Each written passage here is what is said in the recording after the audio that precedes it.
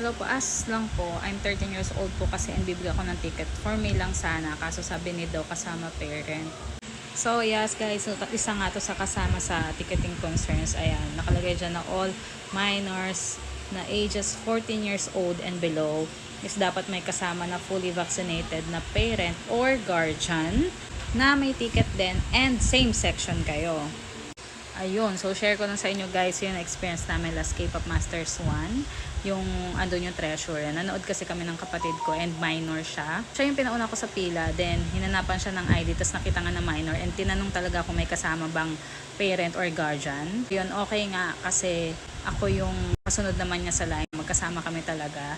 So for AAA, ayun, baka ma-implement din talaga to. So hahanapan ka talaga ng parent or guardian na kasama. Kung wala ka talaga makakasama na parent or guardian mo sa mismong concert, I suggest na maghanap ka sa Twitter ng same section mo na hindi minor, na pwede mong maging guardian.